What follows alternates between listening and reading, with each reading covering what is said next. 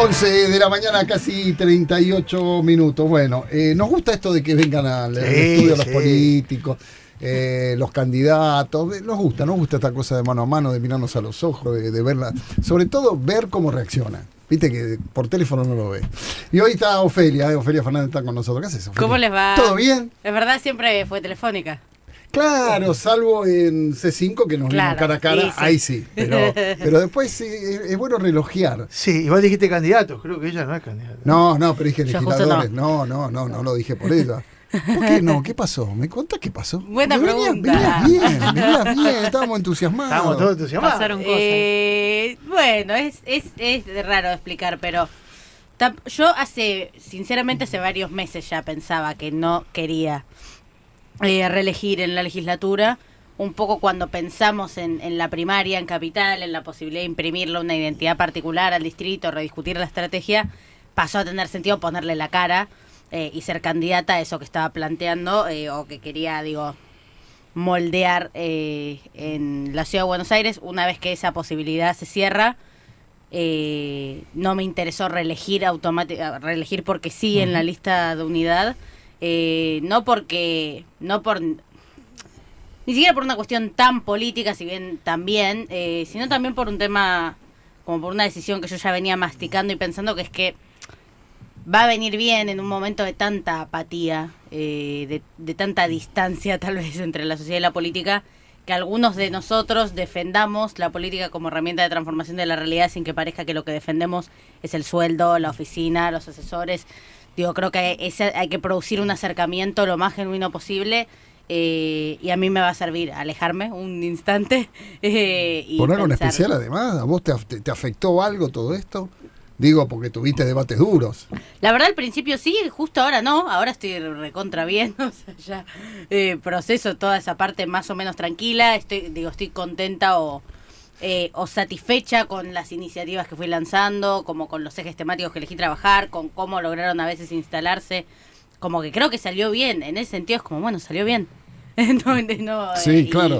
Pasar 8 años ahí es un espacio difícil en el que no se trata, o sea, vos podés tener 400 buenos proyectos y no se va a tratar ni uno, en tanto el oficialismo siga teniendo mayoría. Es una escribanía, como se dicen. Y bastante, ¿sí? O sea, bastante. No es que les interesa procesar horizontalmente, es mucho, pero no, ni siquiera horizontalmente, como procesar con otras fuerzas políticas las decisiones que se toman ahí. La legislatura está hecha para que, de hecho, no se la conozca mucho, no se sepa mucho qué pasa ahí adentro. Entonces, bueno, tampoco es que yo tuve una capacidad de realización absoluta ocupando ese espacio. Igual yo creo profundamente que los espacios hay que ocuparlos o los ocupan otras personas, que no es menor la disputa por la representación, independientemente de si la correlación de fuerzas te permite incidir a la altura de lo que querés ahí, pero posta venía pensando que esta vez que necesitaba hacer una pausa. Volver a la calle. Sí. ¿Se lo recomendarías a los políticos eso? Les aviso cuando lo haya hecho todavía, hasta diciembre soy legisladora. No, está bien, pero lo que vas a hacer, digo. Sí, creo que sí, creo que hay casos y experiencias que yo veo y digo, tal vez como, sí, cuando ya, si ya entras en una dinámica de que te importa más retener la banca, digamos, que la línea o la idea, por la cual ocupás ese lugar o por la cual tiene sentido representar o qué proceso estás expresando. Hay mucha gente que se le nota que le preocupa más la banca que la política, sí, ¿no? Es raro ver un político que una vez que entró se vaya después. La izquierda suele hacer eso, viste que tienen incluso cierta manera de rotarse entre ellos. Sí, es verdad. Sí, igual tiene más que ver con que tienen 2 bancas en total y 8 es más fácil. cuadros, o sea. Claro, es más fácil. Pero qué lindo le va a caer. Te va a saltar a la izquierda. Chico de izquierda. Te va a saltar a la izquierda. No tengo ningún problema. Son 8, pero se pelean entre son ellos. Intensos, son intensos los 8. Unos 8 tremendos. Son no, intensos. yo estoy acostumbrada. Sí, estás sobre todo acostumbrada al fuiste bastante maltratada. ¿Por qué se la agarraban con vos? Las redes. Sí, tiene bastante sentido si lo pensás. O sea, pues en general los ataques que fueron los ataques, operaciones y demás que produjeron como en relación a mí, vinieron sobre todo del universo libertario. en su momento de nacimiento o expansión en Argentina, y los tipos necesitaban o tenían la intención de construir una fuerza generacional. Con el diario del lunes armaron algo de eso, ¿no? Sí. Pudieron hacer pie en la gente más joven, y de alguna manera no es que lo mío fue una bronca para mí, tal vez esté equivocada, pero no es que fue una bronca orgánica que fueron canalizando, violentándome. Yo creo que fue un contrapunto que pensaron adrede, ¿no? Como para construir un nuevo sujeto juvenil organizado, hacer el contrapunto con la joven que no, ¿viste? Como con lo que exprese construir un antagonismo que les sirva para consolidar esa intención que tenían. ¿Sirvió? Yo creo que sí, porque realmente en 2020, sobre todo, era tremendo. Todas las semanas era tendencia en Twitter, todas las semanas había alguna mentira sobre mí o sobre mi familia. Hasta el 2021 creo que siguió, como que eran pequeñas cositas, ¿viste? Que tal vez no es que te parecían... Bueno, como un clásico es la de armarme un tweet. Fue un tweet editado, falso, como diciendo, poniendo recién me despierto y me entero, sí, no sé qué. A las 3 de la tarde... Con eso tiran hasta el día de hoy diciendo que no. Pero ese antagonismo que vos decís, que me parece piola eso de sí. Captar a los jóvenes, ya te lo pregunté en su momento. ¿Le sirvió? ¿Por qué hay tanta juventud que quiere cambiar desde la derecha? Porque no era así, no era lo lógico. No, yo no creo que solo por putearme a mí hayan logrado armar eso. Creo que la realidad tiene otros elementos que ayudan. Digo, como para explicar por qué yo fui un punto tan...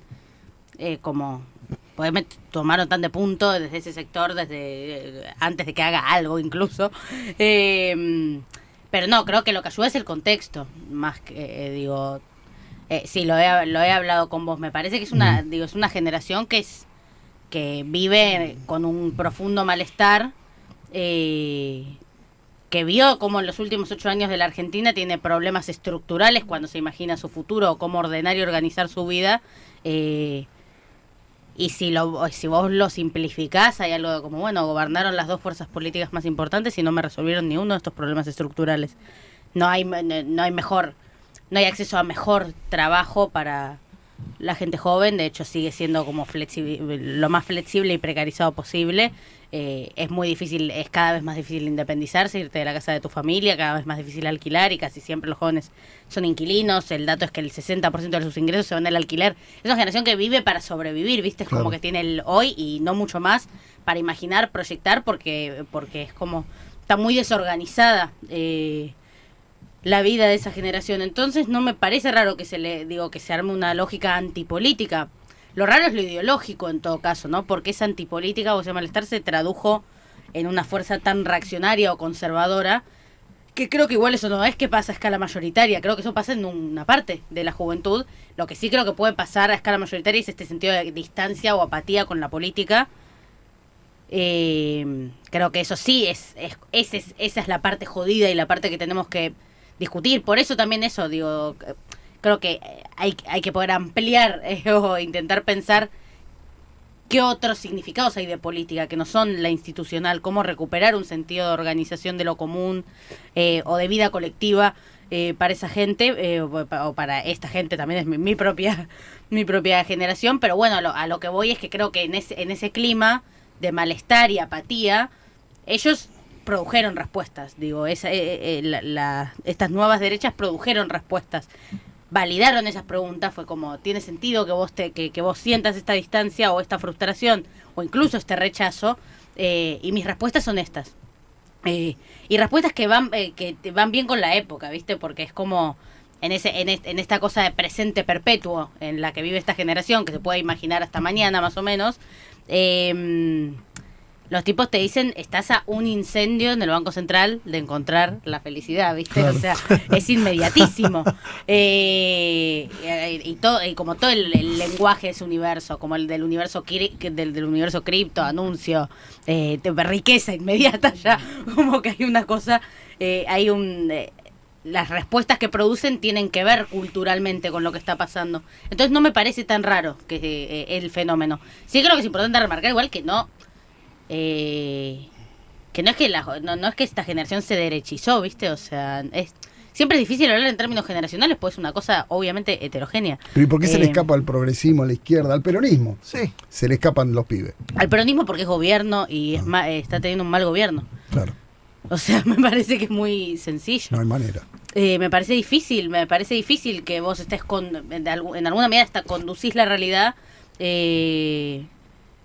y en esa realidad no hay lugar, no hay espacio para jerarquizar esas preocupaciones. Que una cosa es tipo, te entiendo si solo lo que moviliza a la gente joven hoy son agendas totalmente nuevas y disruptivas que la política está tardando en procesar, ¿viste? Como puede ser la agenda ambiental o la feminista, que de todas maneras, bueno, el pulso movilizado de esa generación puede incluso imponerlas y lograr avanzar en algunas cosas, como fue el aborto o lo que sea.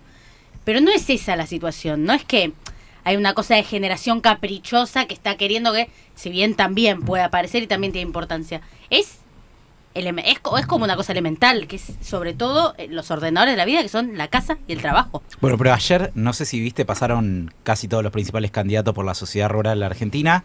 Sí. Hablaron de baja de retenciones, eliminación de impuestos, y es como que ahí en esa agenda no aparece todavía en la campaña, no sé, lo que vos decías, la vivienda, 40% de pobre, cómo se va a hacer para mejorar el ingreso de los trabajadores.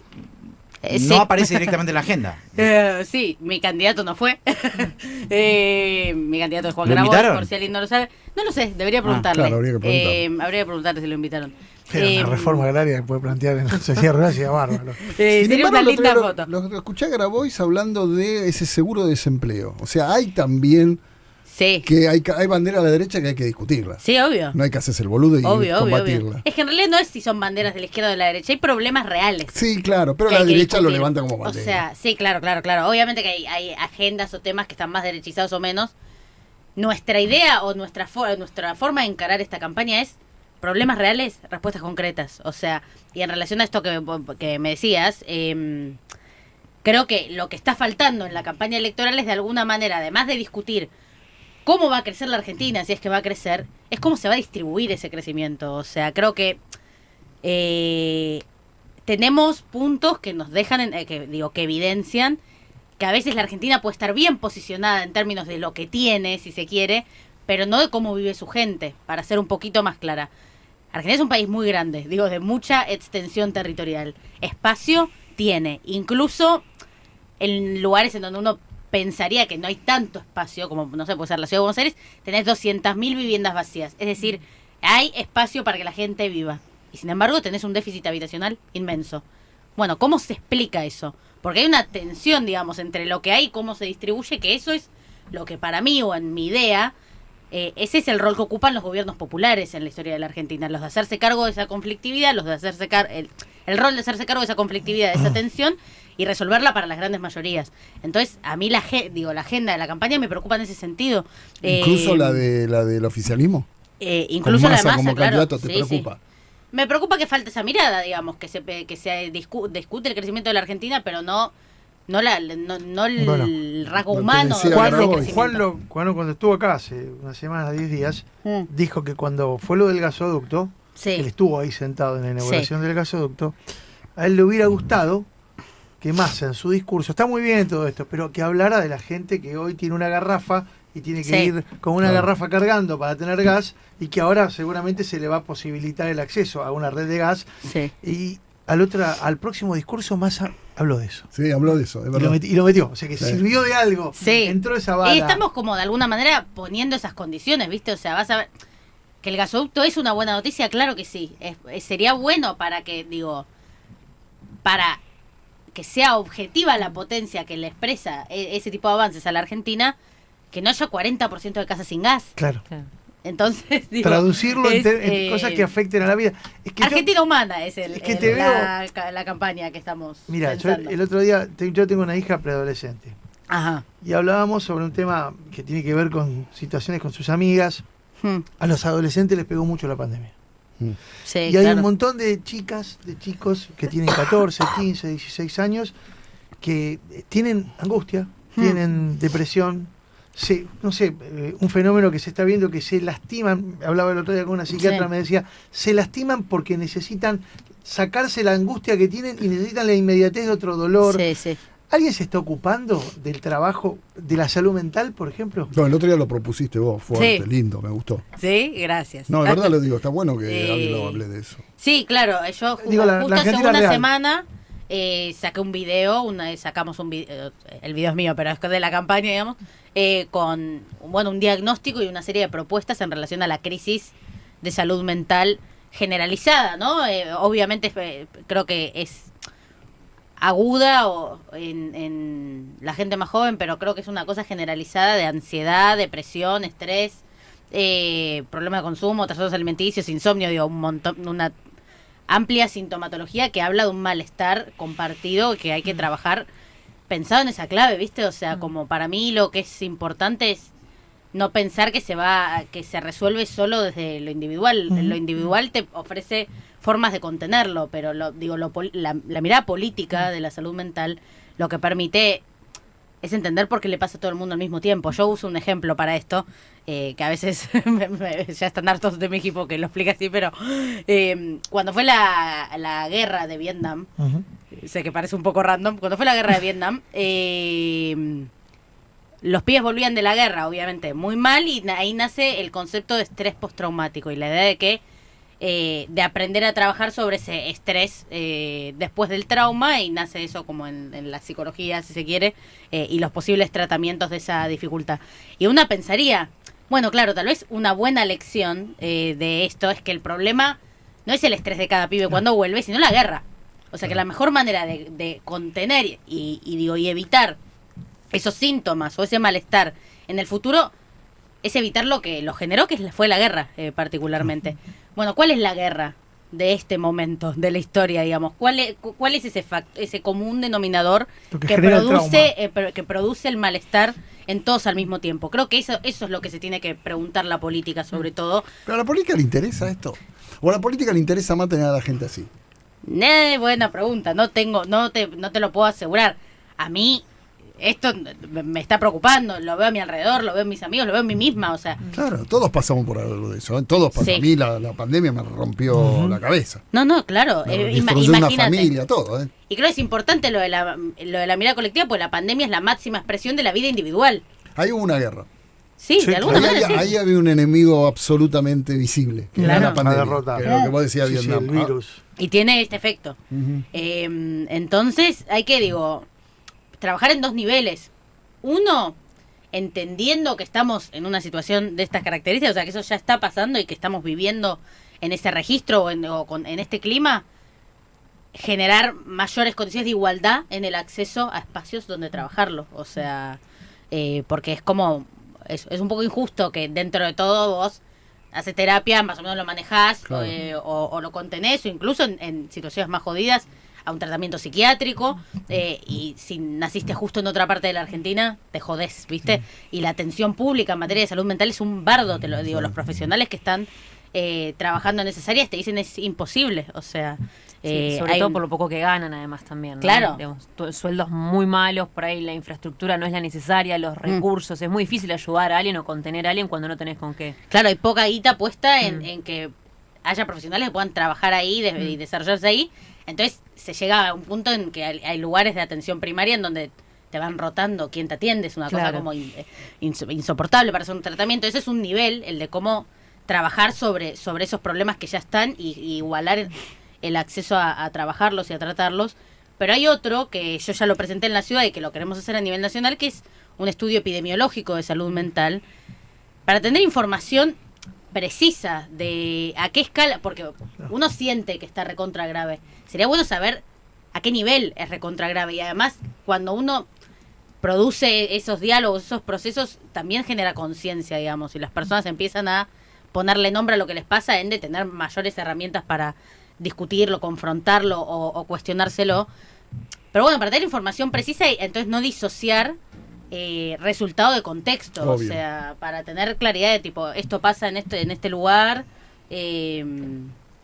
a gente de esta edad, con este contexto, digamos, y poder vincular y generar, y ahí trazar un plan de soluciones políticas a las cosas que consideramos que no tienen que ver con un dolor intrínseco de la persona, sino con un contexto que lo empuja a esa situación. Dame un segundito, porque viste que en la radio pasa que hay último momento, hay noticias, todo. Ahora seguimos con Ofelia, dale. Último momento. Jorge, lo adelantamos ayer, estaba al caer la resolución de la Cámara de Apelaciones de Mercedes sobre el caso Elegante. Acaba de salir el fallo, y leo textual: resuelve revocar la resolución recurrida en cuanto le otorgó la morigeración a Elian Valenzuela. Esto quiere decir que Elian Valenzuela va a seguir detenido. La instancia que le queda a la defensa del cantante es recurrir a casación.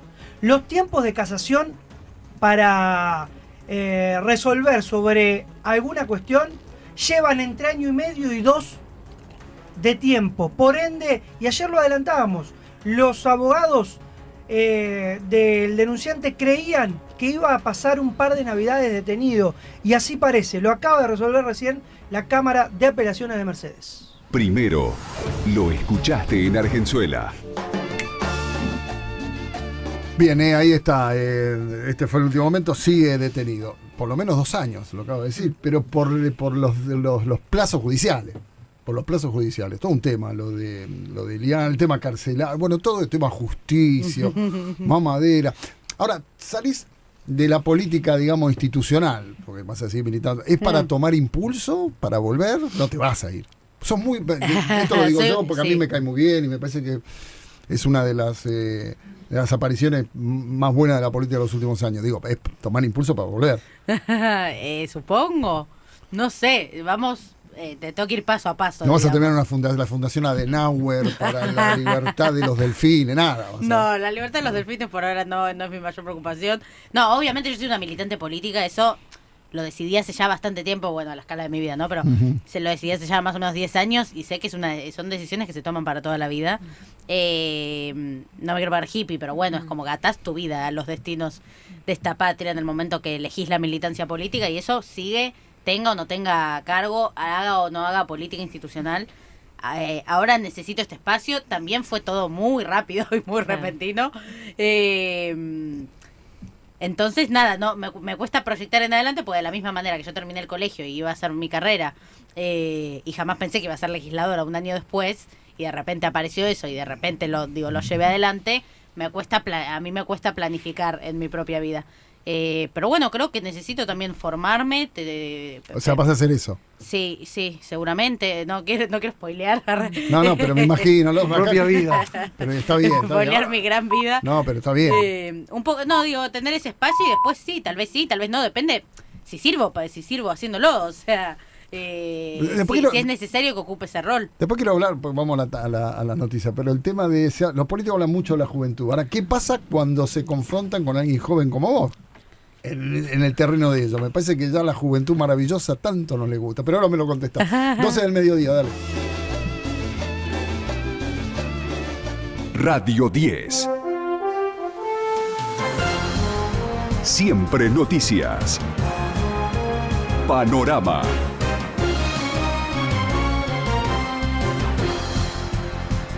Doce del mediodía en todo el país. En capital la temperatura 12 grados 9 décimas.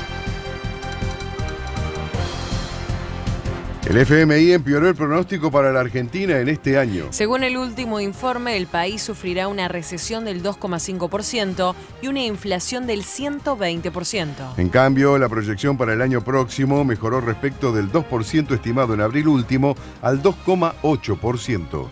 Rodríguez Larreta propone la vuelta de los créditos hipotecarios para facilitar el acceso a la vivienda. Así lo explicó el precandidato de Juntos por el Cambio. Primero, vamos a recuperar el crédito hipotecario con créditos que tengan una indexación paralela a tu sueldo. Para eso, vamos a crear un fondo de compensación. Cuando la cuota aumenta más que el sueldo, el fondo va a cubrir la diferencia para que cada uno pague en función del aumento del sueldo, pero también que el acreedor cobre lo que corresponde. Primera medida. Con esto solo no alcanza. O sea, hay familias que por sus niveles de ingresos directamente no pueden aplicar o pedir un crédito. Por eso, nuestra segunda propuesta es acompañarlos con un subsidio en la tasa. O sea, en lugar de tener un Estado que construye y que regala casas, vamos a tener un Estado que acompañe a las familias según las posibilidades que tenga cada una para que pueda comprarse su casa propia.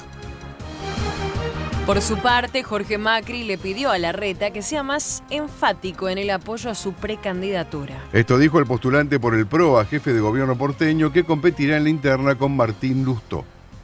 Yo soy el único candidato del PRO. Me preocupó en algún momento que nos dividiéramos. ¿Se acuerdan que existía la posibilidad de que Fernán Quiroz también fuera candidato por el PRO? Me parecía que no era bueno que tuviéramos una oferta dividida en la ciudad. Después cada candidato a presidente se va manifestando como le sale, como siente. Patricia ha sido muy enfática desde hace tiempo, Mauricio también, María Eugenia me está apoyando, Horacio lo hace a su estilo y su modo. Me gustaría que fuera más enfático. Bueno, es secundario. Ya a esta altura me parece que la gente va a elegir en función de lo que cada uno de nosotros tiene para ofrecer. Se suman las críticas a las propuestas económicas de Milei y Bullrich. El primero propone dolarizar y la segunda salir del cepo lo más rápido posible, devaluando el peso. Para el ex titular del Banco Central, Alejandro Banoli, tienen una intención desestabilizadora. Las propuestas de Juntos por el Cambio, eliminar totalmente las retenciones, sacar el cepo de un día, no solamente son incumplibles, si intentaran hacerlo, tiene un efecto hiperinflacionario. Ya lo vivimos donde Macri también hizo esto en una situación mucho menos grave que la actual, porque el país estaba desendeudado en 2015 y vimos lo que se produjo, un salto inflacionario de magnitud. Mucha gente cuando escucha estas promesas de unificar el tipo de cambio de golpe o de dolarizar, lo que hace es compra dólares o activos en dólares, y entonces esto obviamente complica no solamente de cara a la campaña electoral, sino en estos meses, y esto tiene un efecto deliberado. Las trabajadoras de casas particulares protestan frente al Ministerio de Trabajo. Se lleva adelante la protesta de las trabajadoras de casas particulares frente a la sede del Ministerio de Trabajo de Callao al 600. Está cortado el tránsito vehicular sobre Viamonte y Alem al 600, no así el Metrobús, que está totalmente libre. Por su parte, Vale Medina, integrante del Sindicato de Trabajadores de Casas Particulares, señaló que viene a reclamar por un sueldo digno. Pidiendo que nos aumenten el salario, ya que la última vez que nos aumentaron el 24% y siendo de que nos dieron en cuota. Nosotros queremos estar en la oficina participando de todo lo que se está hablando ahí. Lamentablemente se juega con nuestro bolsillo, porque nosotros trabajamos, nosotros tenemos que estar ahí viendo si está bien o no lo que nos están ofreciendo. Juan Pablo Pérez, Radio 10, Siempre Noticias. Se viene el Previaje 5. El programa hará una devolución del 50% de las compras en servicios turísticos. En el caso de los jubilados del PAMI, el reintegro será del 70%. Lo destacó el director nacional de Planificación y Desarrollo Turístico de la Nación, Sergio Queco Castro. Lo importante es la claridad y la contundencia de marcar el rumbo hacia un esquema de trabajo que solidifique esta política pública de inversión estratégica en promocionar la demanda, que es previaje, ¿no? Es decir, hacer una inversión del Estado en un momento y en un punto determinado del calendario para que eso mejore las condiciones que buscamos a través del turismo, ¿no? No solamente hablar de récord y hablar de lo que tiene que ver con indicadores que son muy importantes, sino de qué buscamos con el turismo como un vector de desarrollo local. Continúa la fecha 26 de la Liga Profesional con 5 partidos. Desde las 15:30 Barraca Central juega con Arsenal. A las 18 Colón enfrenta a Tigre. Y a las 20:30 Instituto se mide con Lanús. Mientras que por Copa Argentina All Boys se mide con Estudiantes y Patronato con Argentinos. En Capital y alrededores, en la temperatura 12 grados 9 décimas, humedad 82%. Más información en radio10.com.ar. Radio 10, Siempre Noticias. Estás escuchando Argenzuela con Jorge Rial. En Radio 10. La que te hice fue esa, che, porque los políticos, la juventud maravillosa, vamos a laburar para ellos, pero cuando aparecen, no sé si les gusta tanto. Difícil generalizar. Hablo obviamente, de vos, sí, no generalicemos. ¿A vos cómo te recibieron? Es que bien, la verdad, qué sé yo, o sea, bueno, obviamente algunos más que otros, hay cosas más boludas y cosas más serias. En las cosas boludas siempre hay como una distancia o una dificultad que es graciosa, Sí, una vez conté, creo, esto, como que un dirigente del peronismo una vez me saludó acariciándome la cabeza, como no sabía cómo vincularse. Y yo tipo le digo, no soy un perro, o sea, todo incómodo, yo tipo, tranqui, fue un chiste, no te preocupes, o sea, como obviamente pueden pasar esas cosas, pero en mi experiencia concreta en la legislatura, que es como donde están mis colegas del día a día y demás, fue bastante normal, digamos, o sea, y me confiaron en el espacio en el espacio que yo tenía que ocupar ahí. Pero te le paraste de mano varios. Sí, claro, cada tanto. Me acuerdo, no sé quién le paraste el asado, no me acuerdo ya. Felipe Miguel. A Felipe Miguel te le paraste, me acuerdo. Sí. Sí, pero como bueno, yo no... obviamente hay como un shock de tal vez por fuera de la edad en sí, como mi manera de decir las cosas, tal vez como entre que clavo muchos como chistes, descansos, cosas, tal vez es tipo en el fondo quieren matarme, pero siempre es como el trato fue como bastante respetuoso y como no me llevo ningún sobre todo como lo más importante, lo que más me preocupaba es cómo lo iba a tomar mi propio bloque, que es con quien tenés que como hacerte un espacio y elegir y defender tu rol. Y siempre, la verdad, mi experiencia en el bloque de legisladores del Frente de Todos en la ciudad fue como siempre entender, acompañar ese rol y ¿qué te tratar pareció, con parmente. viniendo desde afuera? Porque mucho se está hablando ahora de la casta. ¿Hay una casta efectivamente en la política o no? Sacando que lo diga Milei o no. ¿Para vos hay una casta en la política? No sé si pensarlo en términos de casta.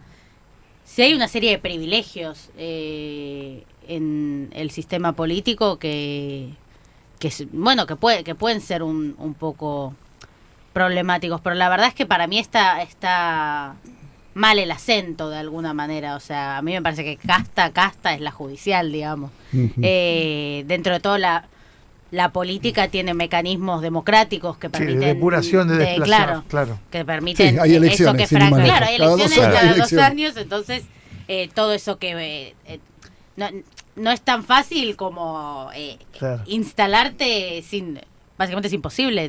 Esa instalación o esa aposición viene de la mano del voto de gente. Entonces creo que no sería fuerte, no me queda bien el término casta a mí. Hablando del voto y de la elección, está claro y me queda claro que vas a militar por la campaña de Juan Grabois. Sí. ¿Y la de Leandro Santoro? Sí, bueno, digo también, o sea él es mi candidato en la ciudad.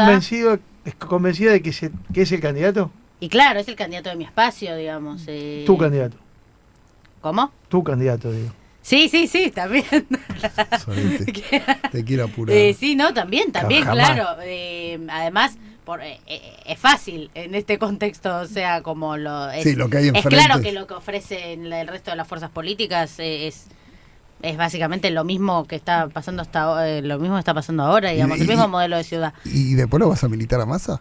Sí, si gana la interna. Sí, claro, si gana. Estamos hablando si gana la interna, lo vas a... Pero claro, también. Sí, porque acá Juan dijo lo mismo, que se lo preguntó a nosotros. Dijo, no, obviamente, pero yo no... me parece que lo que estamos haciendo... me voy de... Ahora estoy full con la campaña de Juan. Alejandro después de agosto lo ayuda. Si es que necesita realmente. Pero la verdad, mi sensación es que lo que tenemos que discutir es básicamente hacer un balance de qué fueron estos 4 años, y la verdad es que es difícil pensar. A mí lo que me preocupa de este momento es que salió mal esta experiencia, digamos. Creo que es algo unánime incluso para nuestros votantes, para nuestros compañeros, para nuestros militantes. Algo hay que aprender de lo que pasó estos 4 años. Lo que me preocupa es cómo se compromete un cambio de rumbo con Massa, que es tal vez una de las personas con más autoridad en el gobierno actual. Esa es mi preocupación actual, y creo que nosotros un poco lo que estamos haciendo es hacer una campaña programática, digamos, de puntos concretos de la realidad que creemos que hay que discutir, transformar o pelear, que condicionen al sistema político, seamos o no los que representen a Unión por la Patria después de agosto. Ojalá que sí, realmente. Claro, estamos juntando cada voto con esa expectativa, pero como nosotros no se trata de Juan, tanto no se trata de Juan que se pudo tratar de Guado hasta que se dejó de tratar de Guado. Claro. No, pues nos cae mejor realmente. No es que fue en ese sentido. Pero un poquito mejor que más así. Bueno, también, pero es obviamente por un tema de compromisos programáticos, claro, sí, que pudo asumir Guado con la agenda que para nosotros es la prioritaria hoy, que es la de los y las de abajo, digamos. ¿Y te que parece son cada vez más en Argentina? ¿Te parece esa cuestión de compromisos programáticos y pragmáticos, también un poco que es lo que marcaba Cristina Fernández de Kirchner en los últimos discursos, fue entendido por todos los compañeros del espacio o todavía hay gente que no le gusta la idea? No, obviamente hay gente que no le gusta la idea, pero a mí me están rompiendo mucho las pelotas, o sea, entiendo que los nuestros también deben tener algo de eso, pero basta de discutir el voto dentro de Unión por la Patria. Ya está. O sea, basta. Digamos, o a mí no me está interesando tanto. A mí, desde mi posición particular, es como veo masistas en Twitter o gente que incluso quiero mucho, que se obsesiona discutiendo y subestimando el voto a Juan y básicamente diciendo, ordenate zurdo, te cago a trompadas, y después cuando tienen que ir a construir argumentos para hablar con el resto del electorado, que es el que hay que convencer, con el que hay que discutir y con el que hay que comprometer precisamente ese cambio de rumbo, lo único que te dicen es, bueno, ahora la inflación está en 6. Bueno, no sé si eso va a movilizar electoralmente a las mayorías argentinas. Entonces hay que salir de adentro de la interna, ir a pensar cómo se convoca y se discute afuera. Y nosotros, nuestra estrategia para generar ese compromiso o esa idea es tener un programa claro que pueda identificar una persona que ideológicamente se sienta más o menos cerca. Obviamente que no todo el mundo escucha cualquier cosa y no... La gente es como que en algún punto a veces quiere escuchar propuestas, pero después no vota por propuestas muchas veces. Pero nosotros lo que queremos es dejar planteada de la manera más contundente posible una agenda a seguir, pasos a seguir. Y así como fue, yo en lo particular hablé de salud mental la semana pasada y hablaré de vivienda la próxima y de desigualdad de género la otra y de seguridad la otra. Estamos intentando que algunas discusiones queden más allá de cómo nos va a nosotros en las elecciones, y lo que pensamos es que si nos va mejor a nosotros en las elecciones, más volumen tenemos y más espacio tenemos para condicionar al Hablar resto. de construcción de poder. Sí, claro. No es lo mismo que saque 3% de la que saque 10. O sea, dentro estás hablando de construcción de un poder. Sí. Está bueno eso. Sí, pero que tenga un poder que no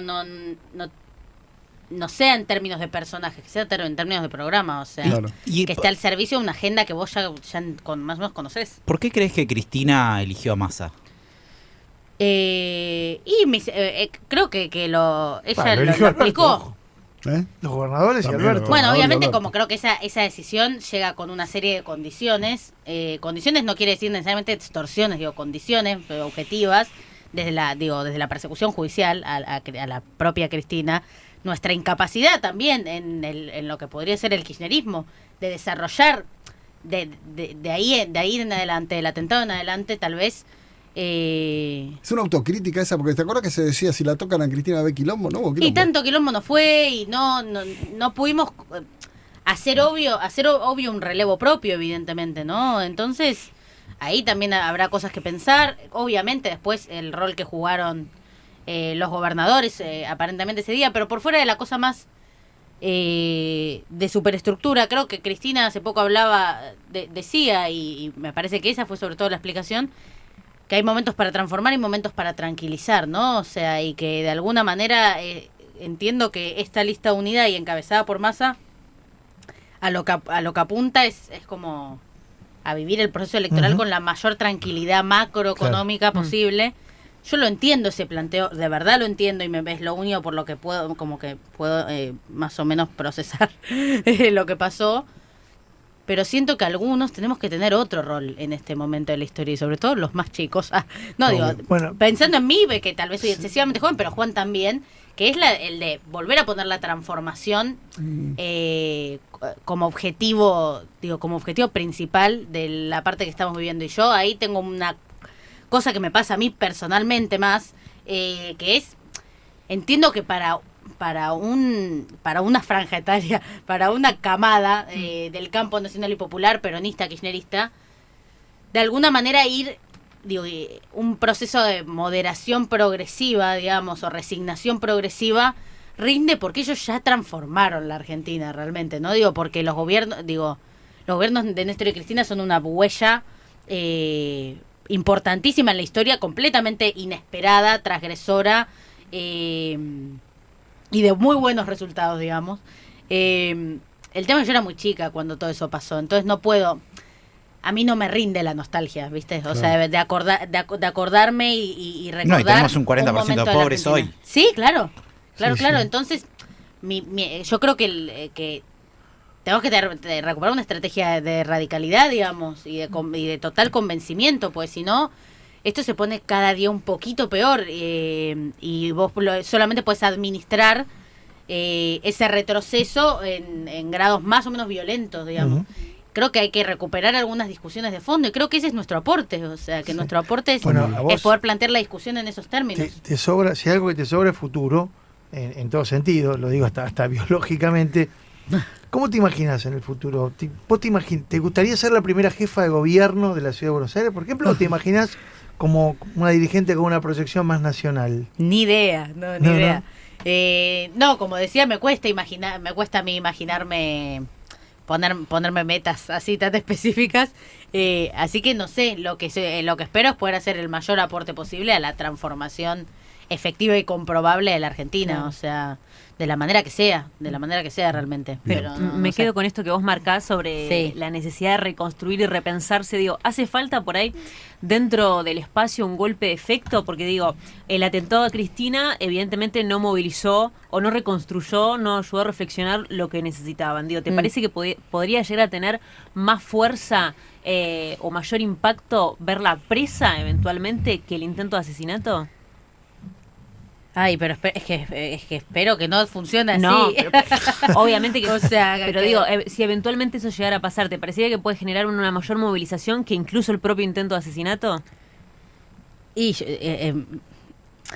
no entiendo, siento que las dos tienen el nivel de gravedad absoluto. Obvio, pero como habíamos dicho que el hecho de que hayan intentado asesinarla no movió lo que uno esperaba que moviera. A eso voy. Sí. Bueno, esto sí... No sabría decirte, o sea, me parece que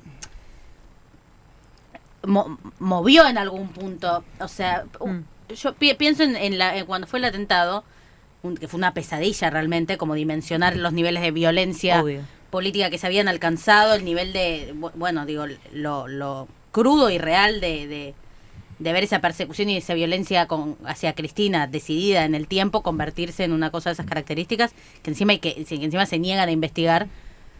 Y yo me acuerdo de ese día y de hablar con amigos más o menos politizados, con mi familia, y no es que no hizo efecto, digamos, darle dimensión a eso. Voy a ser un poco polémica, perdón, pero... Y esa plaza estaba con el corazón en la mano, ¿viste? Yo creo que el problema fue cómo se condujo ese momento, digamos, hacia dónde lo quisimos conducir. El problema fue la conducción de nuestro amplio espacio político. Que en esa plaza... se leyó un documento, una cosa que fue rara, ¿viste? Sí. Y para mí no es que faltó reacción social, digamos, o compromiso social épica con eso que estaba pasando, faltó conducción política. Y épica. Sí, claro. Siempre fue eso. Era como que faltaba que le pidamos a Cristina que salga a ordenar esa plaza después de lo que le había pasado. Siento que Cristina Cristina obviamente es la líder, para mí hasta más importante de la región. Y le sobra, digamos, para conducir y marcar lo que vaya pasando, pero tenemos que ir imaginándonos cómo vamos a hacer para tener otros actores que tengan capacidad táctica veloz para este momento tan tormentoso de la Argentina. Y ahí lo que faltó fue eso, ¿viste? Sí, es verdad. Entonces, mi sensación es que hay que preguntarse cómo estar mejor preparados. Bueno, no cómo prepararse para cosas horribles, sino cómo poder